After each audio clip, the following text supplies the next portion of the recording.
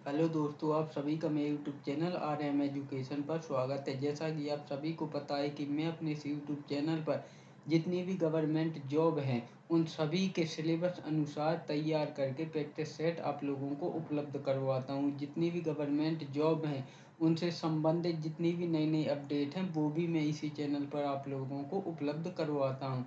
तो अगर यह वीडियो आपको पसंद आता हो तो वीडियो को लाइक करें और चैनल को सब्सक्राइब करें। प्रतिदिन ऐसे ही सभी गवर्नमेंट जॉब के नए नए सिलेबस अनुसार तैयार प्रैक्टिस सेट और साथ में जितनी भी गवर्नमेंट जॉब की अपडेट आती हैं उन सभी की जानकारी प्राप्त करने के लिए। तो चलिए आज का हमारा वीडियो MP टेट वर्ग 2 चयन परीक्षा प्रैक्टिस सेट नंबर 11 स्टार्ट करते हैं।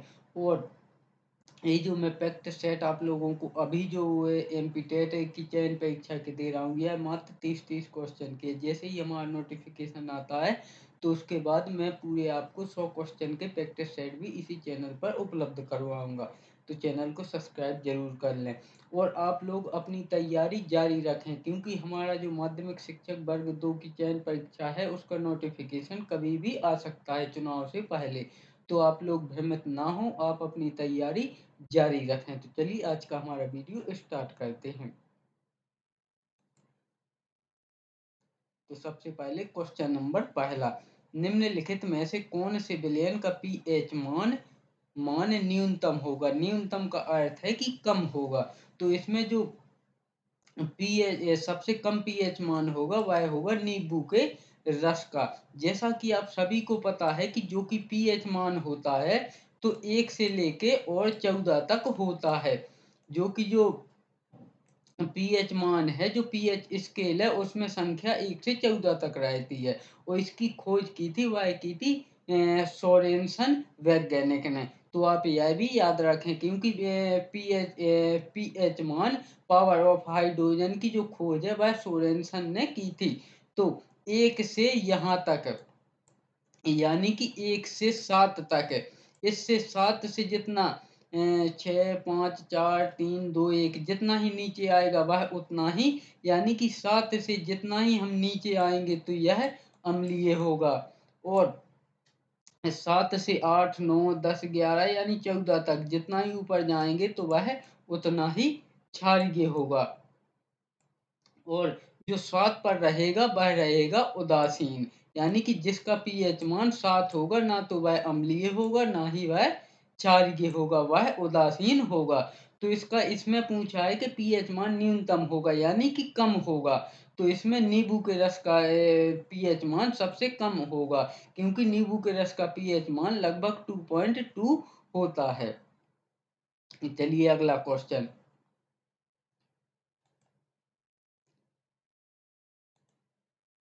क्वेश्चन नंबर 2, परमाणु संख्या dot dot dot dot dot वाला तत्व क्षारीय ऑक्साइड बनाएगा। तो इसमें परमाणु तत्व 11 वाला परमाणु तत्व 11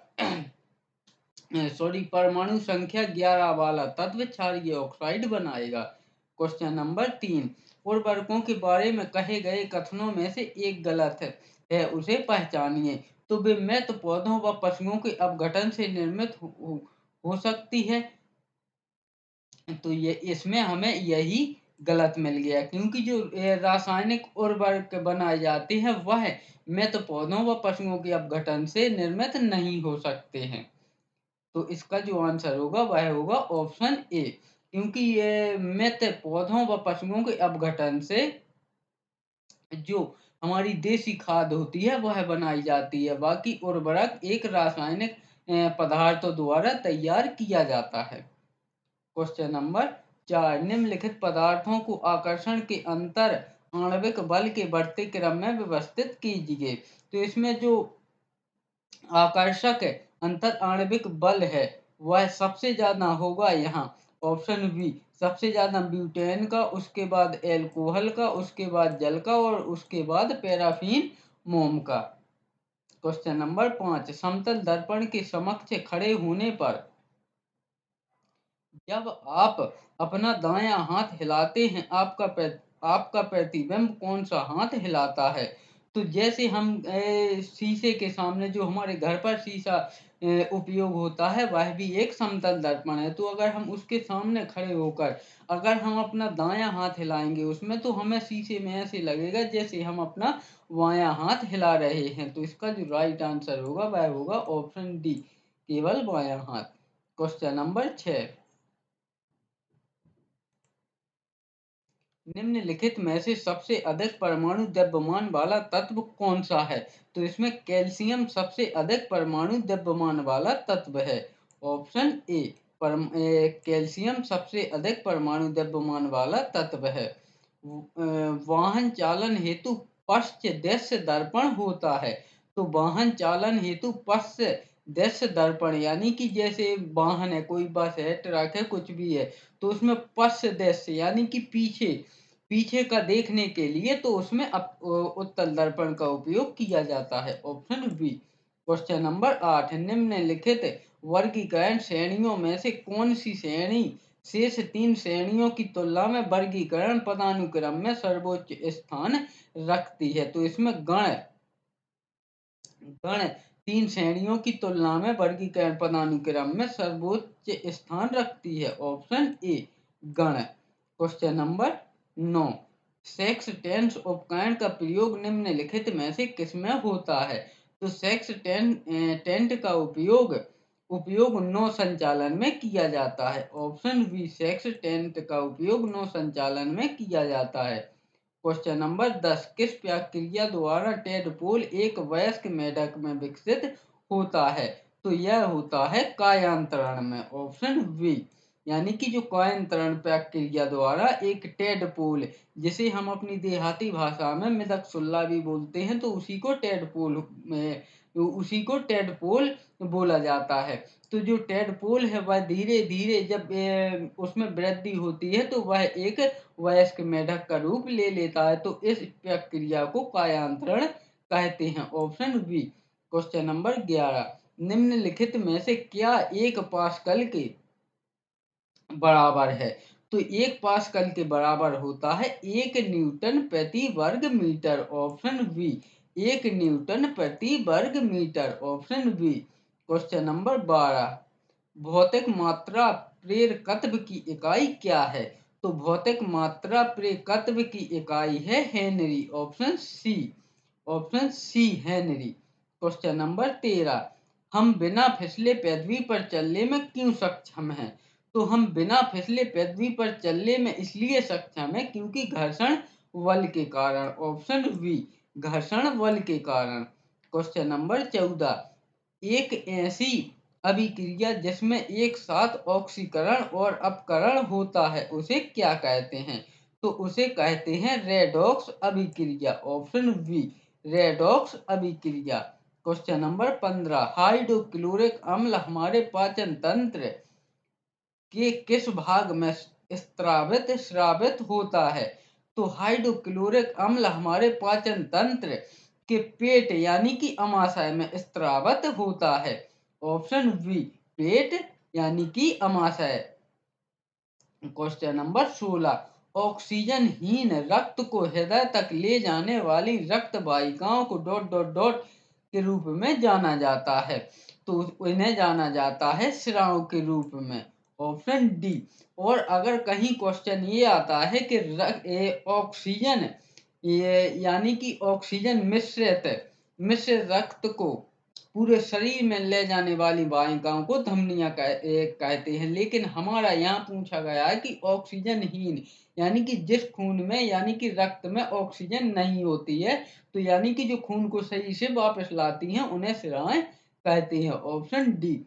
क्वेश्चन नंबर 17, अणु या परमाणु समूहों के बीच अपशिष्ट आकर्षक या प्रतिकारक बल जो कि एक सहसंयोजी आबंध या आयनिक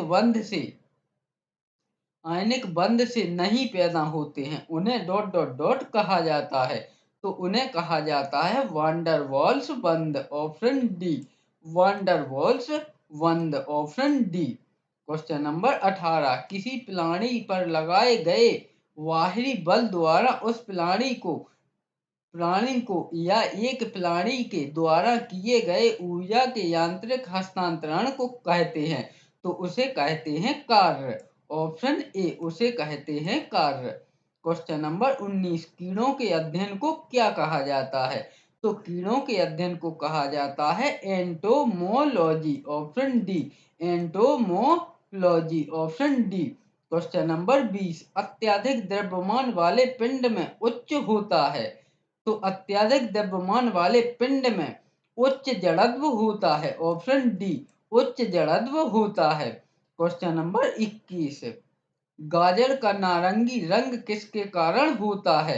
तो यह होता है कैरोटीन की उपस्थिति के कारण। ऑप्शन बी, कैरोटीन की उपस्थिति के कारण। क्वेश्चन नंबर 22, घूर्णन करने वाली वस्तु पर लगाए गए एक बड़े बल का परिणाम बड़े डॉट डॉट डॉट में होता है, तो यह होता है बल अघूर्ण में होता है। ऑप्शन बी, बल अघूर्ण में होता है। क्वेश्चन नंबर 23, पोषवाही फ्लोएम परिवहन के संबंध में निम्नलिखित में से कौन सा कथन सही है? तो पोषवाही फ्लोएम परिवहन के संबंध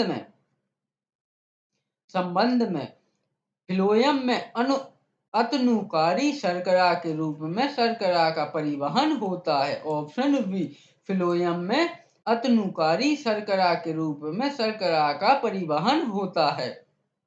अतनुकारी। क्वेश्चन नंबर 24, निम्नलिखित में से किस को एक विलयन के रूप में वर्गीकृत किया जा सकता है? तो इसमें से समुद्र के जल को एक विलयन के रूप में वर्गीकृत किया जा सकता है।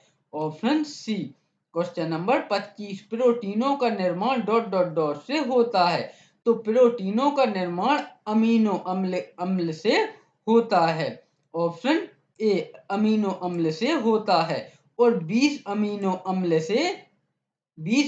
अम्ल से एक प्रोटीन का निर्माण होता है, यह भी आप याद रखें। और जो कि यह 20 अमीनो अम्ल है, तो यह 10 अमीनो अम्ल तो हमें भोजन से प्राप्त करने पड़ते हैं और 10 अमीनो अम्ल हमारे शरीर में पहले से उपलब्ध होते हैं। तो इस प्रकार एक 20 अमीनो अम्ल से एक प्रोटीन बन जाता है, तो यह पॉइंट भी आप याद रखें। क्वेश्चन नंबर 26, रेडियोधर्मी यूरेनियम काल निर्धारक नामक काल निर्धारण विधि का प्रयोग किसके काल निर्धारण के लिए नहीं किया जा सकता है?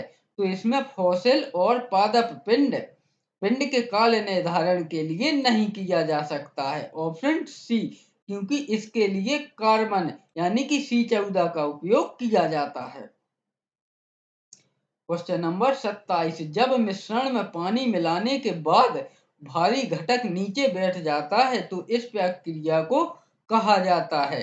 तो इस प्रक्रिया को कहा जाता है अवसादन। ऑप्शन डी, अवसादन। क्वेश्चन नंबर 28, निम्नलिखित में से किस वैज्ञानिक ने मटर के पौधों पर काम करते हुए वंशानुक्रम के मौलिक कानून की खोज की थी?